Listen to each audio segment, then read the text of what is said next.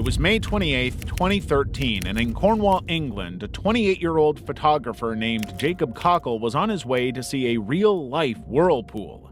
Jacob was hugely successful for his age, thanks to his daring approach to photography and his love of the ocean.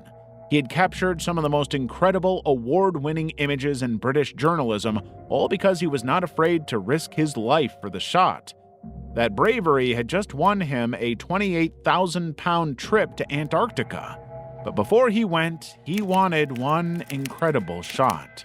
Jacob had gone to Carsnew Pool, a notorious area for whirlpools, with his friend David Rain.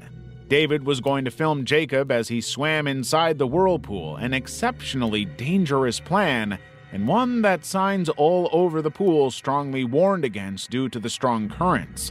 But just to make the footage even more incredible, Jacob insisted he would be wearing a plastic horse's head. When he got into the water, Jacob managed to avoid being pulled down by the current by swimming backward, a trick that allowed him to enjoy the thrill with minimal risk. But he wanted a better shot. He wanted underwater footage. Using a GoPro camera, Jacob dove beneath the surface for one last shot, but he would never resurface. When Jacob didn't come up, David started to panic. He went searching the area, looking into the drainage tunnel in hopes that Jacob had washed up, but he didn't. There was no sign of Jacob anywhere. Then, David spotted him, floating face down in the water at the other end of the pool.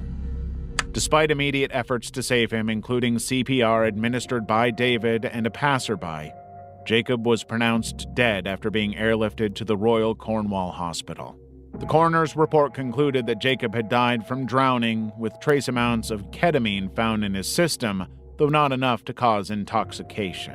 Jacob's death was ruled accidental, with the coroner acknowledging him as a competent swimmer but also a calculated risk-taker. His untimely death shocked the community, with his funeral drawing so many mourners that the church reached maximum capacity.